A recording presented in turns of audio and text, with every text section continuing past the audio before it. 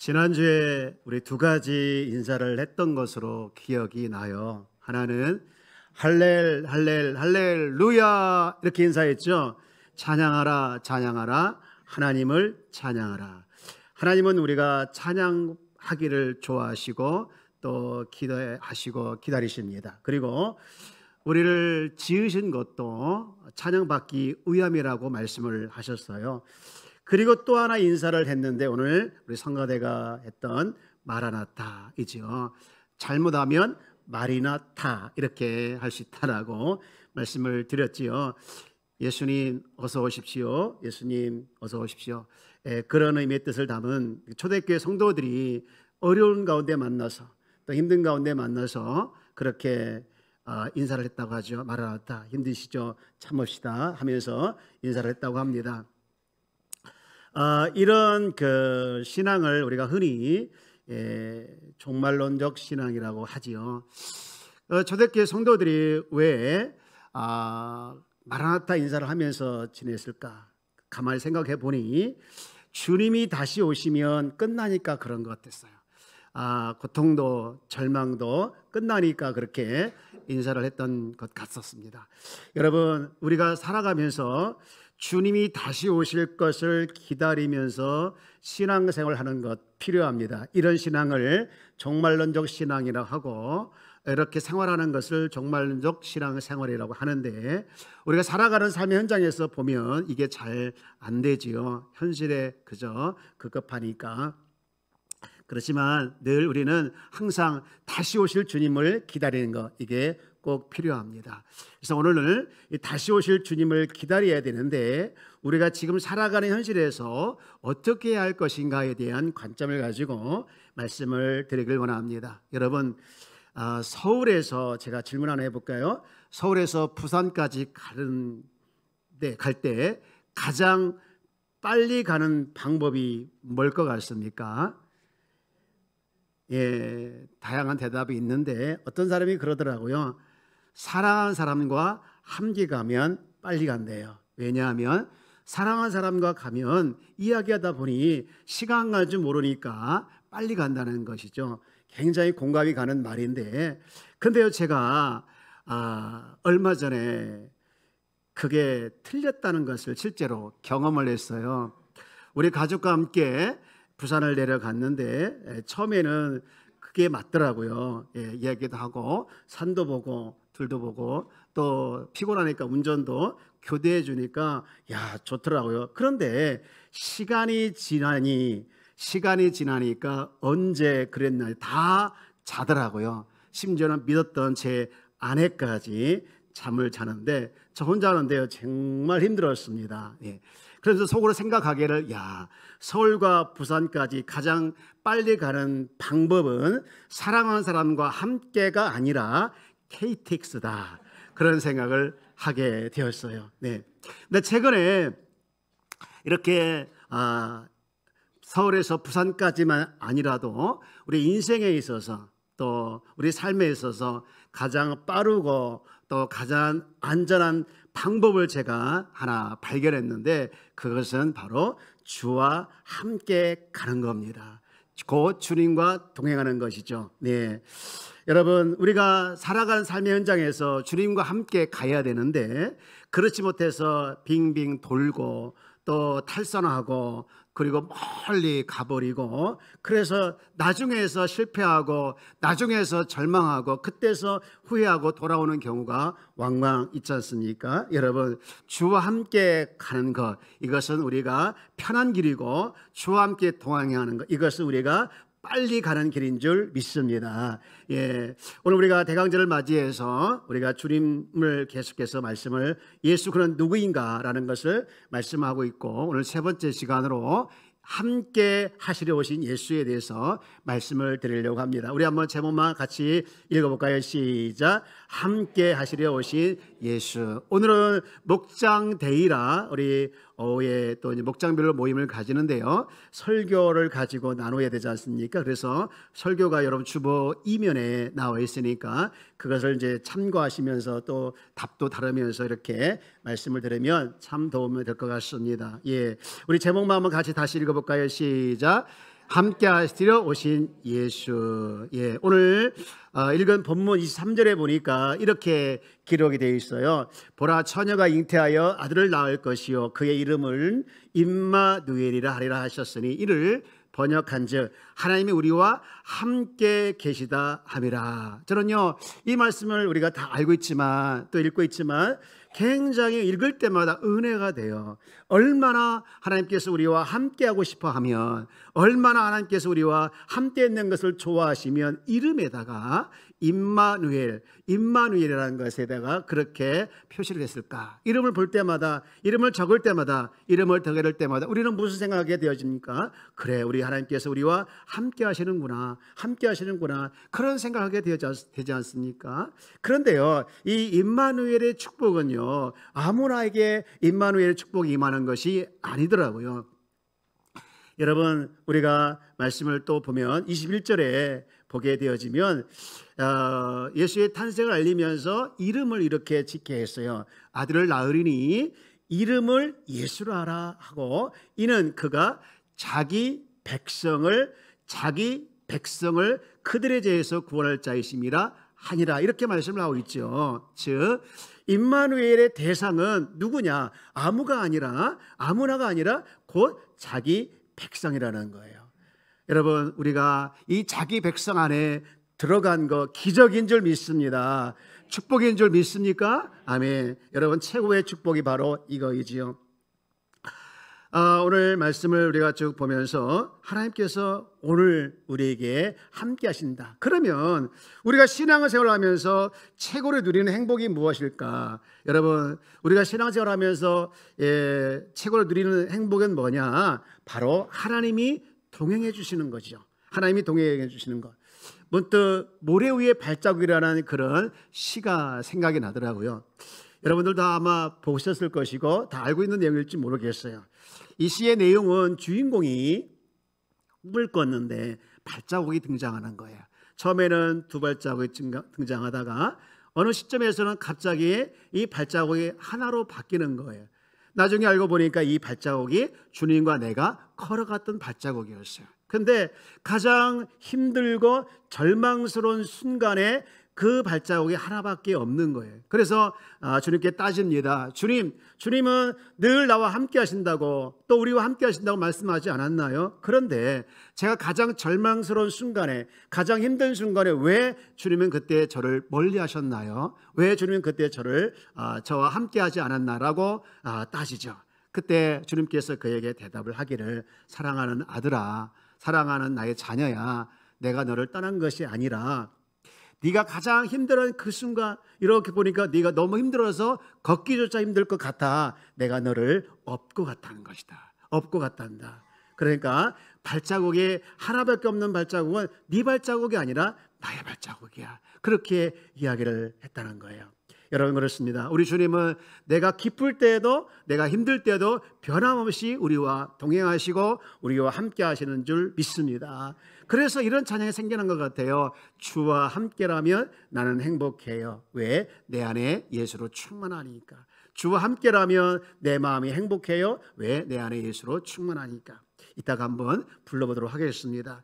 아까 말씀을 드렸지만 우리가 신앙생활을 하면서 이 하나님과 동행하는 것이 최고의 행복인데요. 그런데 이 행복을 뺏기지 않기 위해서는, 또 이 기쁨을 늘 유지하기 위해서 우리가 잊지 말아야 할 중요한 두 가지 사실이 있는데요. 여러분, 그것을 꼭 기억하길 주의 이름으로 축복합니다. 하나는 뭐냐? 성령을 통해서 그리스도와 내가 연합하게 되었다는 거예요. 다시 말해서 주님과 내가 하나가 된 거예요. 주님이 내 안에 계시고 내가 주님 안에 계시면서 하나로 살아가게 하신 거예요. 여러분, 이것을 잊지 않기를 주님의 이름으로 축복합니다. 그런가 하면 또 잊지 말할 것이 또 하나 있는데, 그것은 이렇게 성령께서 그리스도와 믿는 자를 이 연합으로 이끌으셨는데 이 연합의 끈을 끊어지지 않게 하신다는 거예요. 이렇게 연합하게 안 해주고 어느 시점에서 끊어지게 하는 것이 아니라 끊어지지 않도록 하신다는 것이죠. 다시 한번 강조합니다. 우리가 하나님과 동행하는 기쁨을 뺏기지 않게 하기 위해서는요, 주님과 내가 하나로 묶여 있고, 그리고 또 이 묶음이 끊어지지 않는다, 이 귀한 사실을, 이 귀한 은혜를 잊지 않기를 주의 이름으로 축복합니다. 그러면 누가 묶어놓고 누가 끊어지지 않을까요? 바로 성령이시죠. 성령님은요, 우리가 예수를 믿게 하시고 뿐만 아니라 예수님을 영접하게 하시고, 그리고 받아들일 때 그분이 내 안에 계실 뿐만 아니라 늘 보이지 않는 영으로서 나와 함께 하시는 분이시죠. 여러분, 성령님이 여러분 안에 계심을 믿나요? 확신합니까? 예, 증거 되실 수 있으세요? 네, 되실 수 있어야 되겠죠. 간단하게 증거 하나를 보게 되어지면 성령이 나와 함께 하신 거, 내 안에 계신다는 증거가 뭘까? 한 군데만 찾아보면 갈라디아서 4장 6절 말씀에 이렇게 나와 있어요. 네, 한번 같이 읽어볼까요? 시작. 너희가 아들임으로 하나님이 그 아들의 영을 우리 마음 가운데 보내사 아빠 아버지라 부르게 하셨느니라. 무슨 얘기입니까? 성령이 우리 안에 계신 증거는, 내 안에 계신 증거는 바로 하나님을 아빠 아버지라 부르게 된다는 것이죠. 여러분이 하나님을 아버지라 부르시고 하나님을 아빠라 부르시고 계신다 하면 여러분의 성령께서 내주하신 증거인 줄 믿습니다. 그런가 하면 또 하나 더 보게 되어지면 로마서 8장 15절 말씀인데, 로마서 8장 15절 외우기도 쉽죠? 우리나라 해방된 날 8.15. 자, 여기 뭐라고 되어 있는지 한번 읽어볼까요? 시작. 너희는 다시 무서워하는 종의 영을 받지 아니하고 양자의 영을 받았으므로 우리가 아빠 아버지라고 부르짖느니라. 무서워하는 종의 영을 받지 아니하고 양자의 영을 받았으므로, 양자가 되었으므로 바로 하나님을 아빠 아버지라 부르짖는다는 것이죠. 하나님을 아버지라 부를 수 있는 분은 성경 역사와 모든 종교 역사 속에서 오직 예수 한 분뿐이십니다. 그런데 그 하나님을 아버지라 부를 수 있는 영을 우리 가운데 부어주사, 성령을 우리 가운데 오사 우리가 거듭나게 하시고 우리를 하나님의 아들 삼아서 하나님을 이제 아버지라 부르게 하신 것, 이것이 바로 우리의 축복이고 우리의 정체성인데요.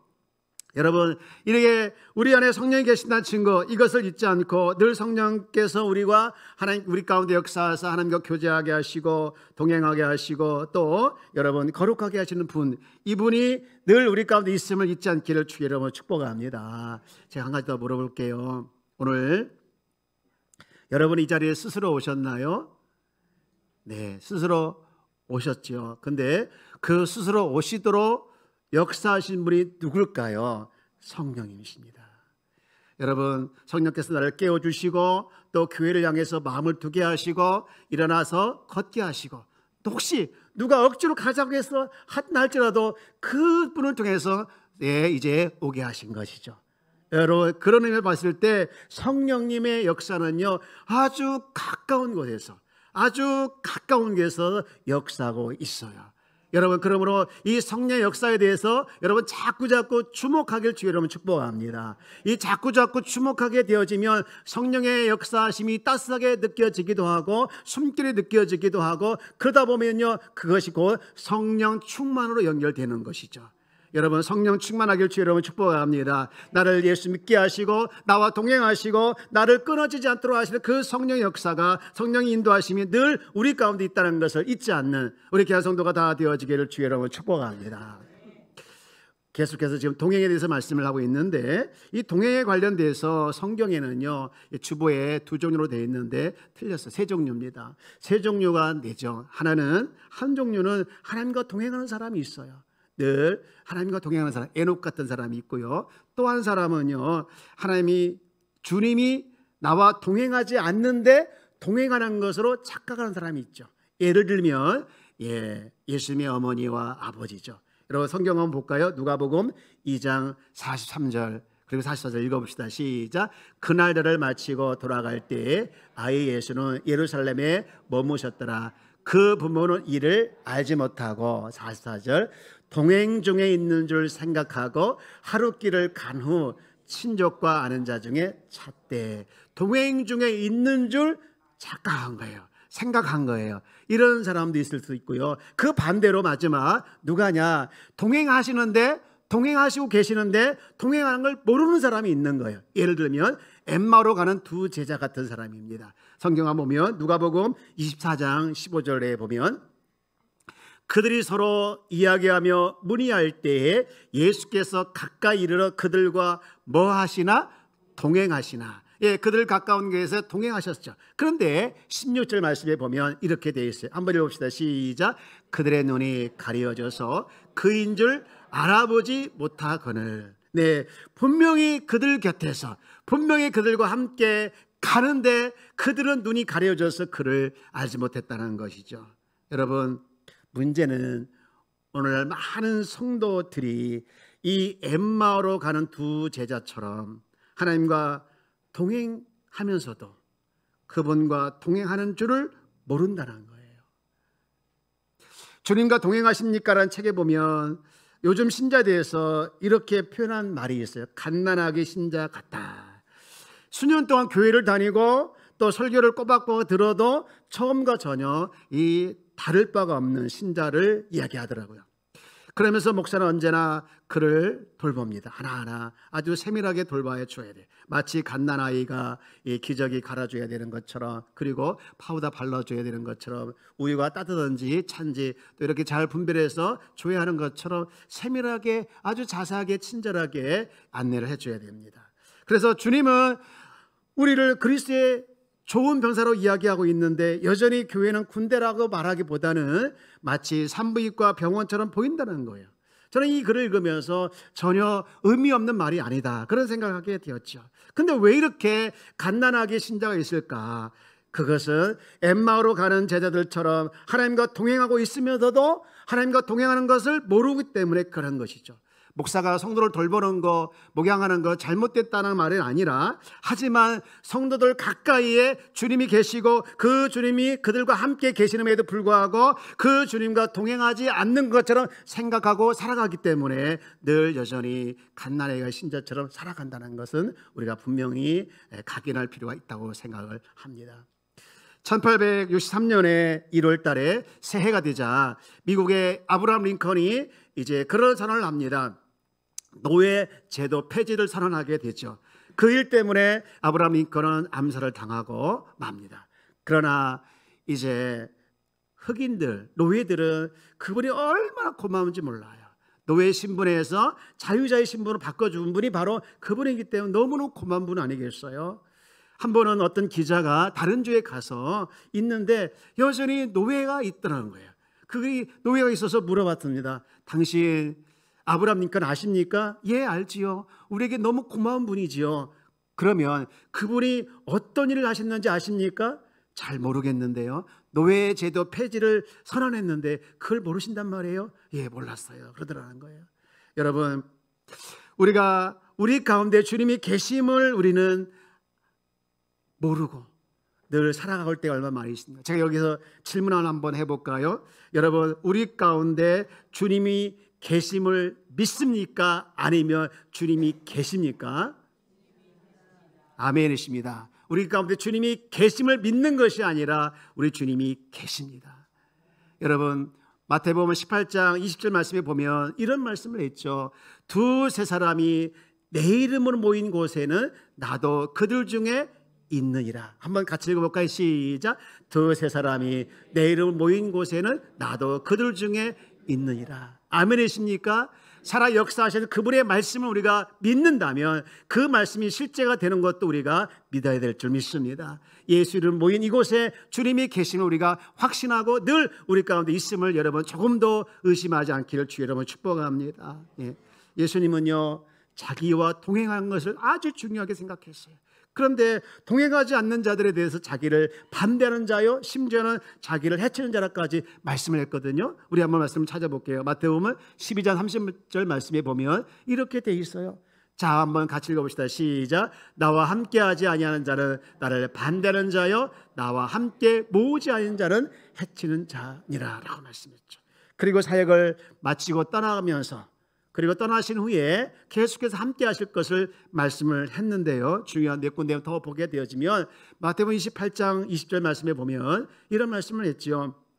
내가 너희와 항상 함께 있으리라. 세상 끝날까지.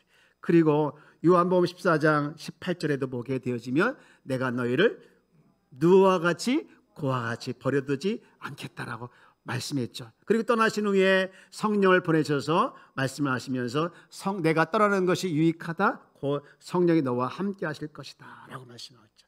여러분, 우리 주님은 우리와 함께 하심을 믿으시길 주의 이름으로 축복합니다.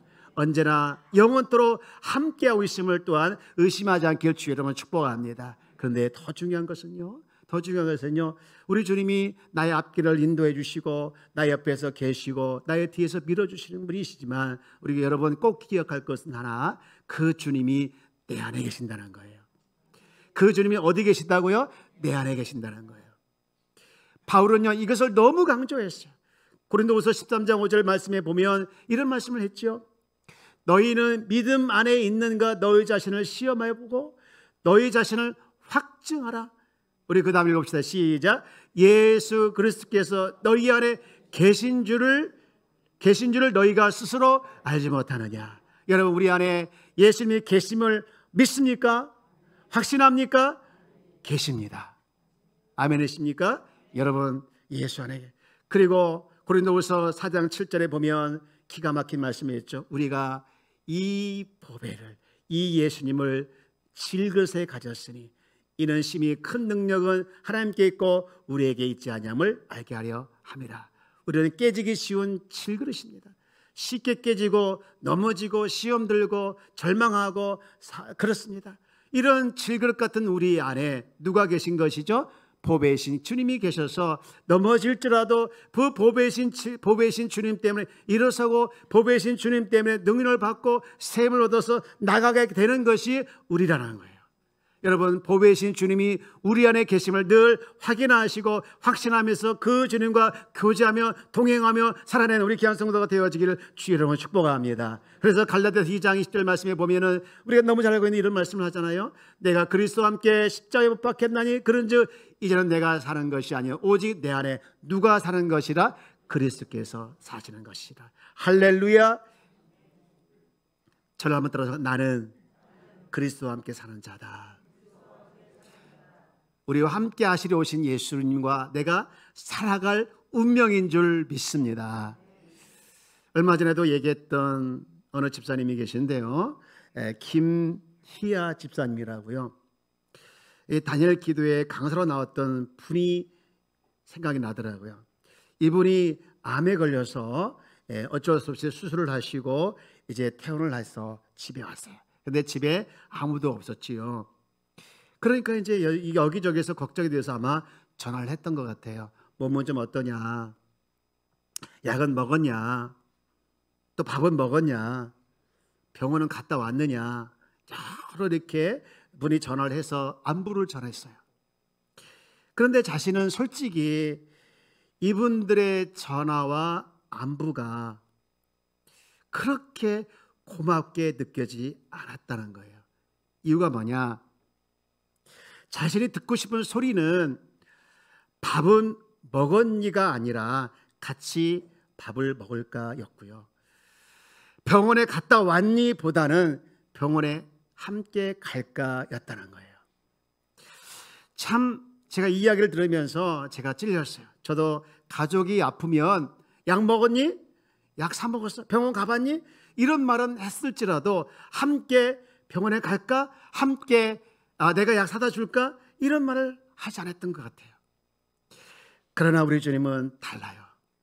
우리 주님은 뭐 했니? 먹었니?가 아니라 내가 너와 함께 한다. 임마누엘. 여러분, 나를 가장 필요로 할 때, 내가 가장 절망스럽고 가장 힘들 때 나를 업고라도 같이 가면서 동행해 주시는 그 주님, 그분이 나와 함께하러 이 땅에 오신 그 주님이 우리 주님인 줄 믿습니다. 이제 말씀을 정리합니다. 예수 그는 누구인가? 오늘 세 번째 시간에 예수님은 우리와 함께 하시려 오신 분이시다는 거예요.